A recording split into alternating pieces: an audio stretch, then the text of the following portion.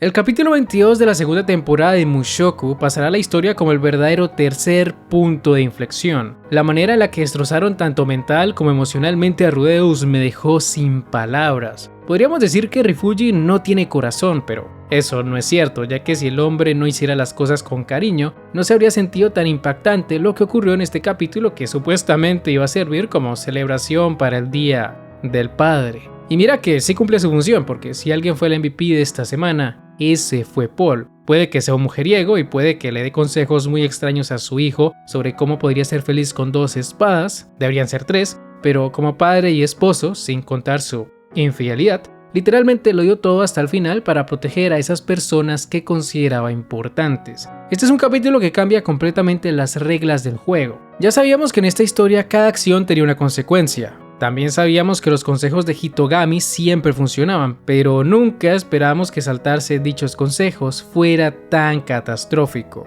No vayas a Vegarit o lo lamentarás. Al principio todo parecía estar relacionado con el nacimiento de su hijo, con el hecho de que si se iba a ayudar a su padre tardaría unos 2 años en regresar al lado de Sylphie y por ende se perdería ese evento tan importante en la vida de todo padre. Ciertamente esa era una gran tragedia, además de que también estaba el problema de que durante ese tiempo nada garantizaba que su esposa e hijo se mantuvieran lejos de problemas. Al final la solución a este problema se la dio Nanahoshi, ya que le dio la ubicación de algunos círculos mágicos que le harían llegar más rápido a su destino. Problema resuelto podríamos decir, pero probablemente eso ya estaba contemplado en el consejo de Hitogami. Entonces, si no era llegar tarde al nacimiento de su hijo, ¿de qué carajo se iba a arrepentir Rudeus? Mira que incluso logró salvar a Roxy antes de que ésta fuera asesinada por los monstruos del laberinto. Y Roxy no era cualquier persona, literalmente era su diosa. Inventó el roxismo para poder seguir adelante luego de que Eris lo abandonara. Y si perderla era un pequeño precio a pagar por no ir al laberinto, eso significaba que lo que se le vendría al protagonista sería muy, pero muy desastroso. Tal vez nunca encontrarían a su madre o si lo hacían ya estaría muerta. Esas eran las posibilidades más realistas, considerando que ya habían pasado varios años desde que ocurrió el desastre de Maná, por lo que si en ese tiempo Zenith no había logrado contactar con su familia es porque algo muy grave le había sucedido. Recordemos que ella no era precisamente débil, en el pasado había sido parte del equipo de Paul. Entonces, claro, se veía venir que a Zenith le había ocurrido algo muy malo. Y cuando Rudeus y los demás llegaron al final del laberinto, se dieron cuenta de que las cosas eran muy serias.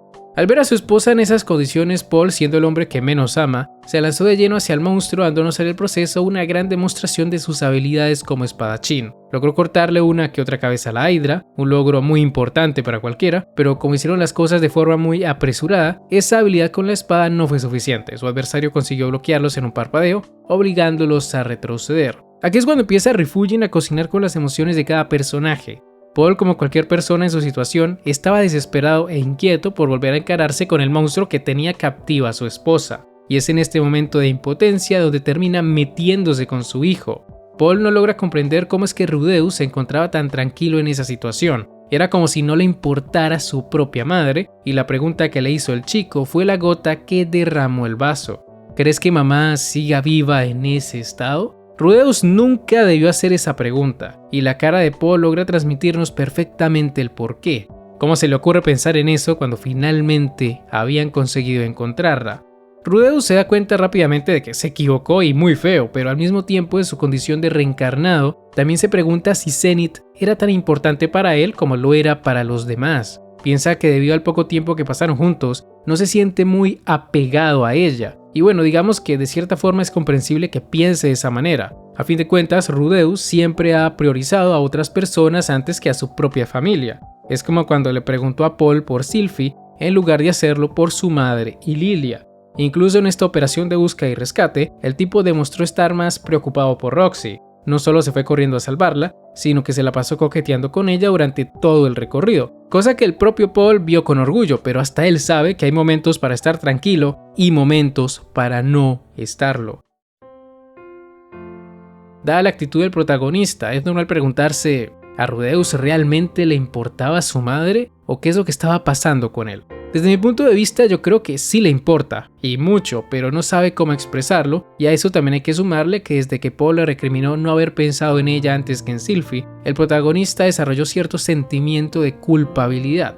Debido a esto, Rudeus tiene problemas para ordenar sus pensamientos. No sabe si quiere salvar a Zenith porque es su madre, o si simplemente lo hace por compromiso, porque no quiere volver a fallarle a su familia. Sin embargo, aunque Rudeus parezca no comprender del todo sus sentimientos, sí es cierto que cuando creyó haberlo perdido todo, es decir, cuando perdió su líbido, lo único que lo impulsó a seguir viviendo, además de la ropa interior de Roxy, fue encontrar a su madre. De hecho, cuando el tipo estuvo a punto de regresar a su antiguo yo, fueron los recuerdos de su madre los que lo ayudaron a ponerse de pie.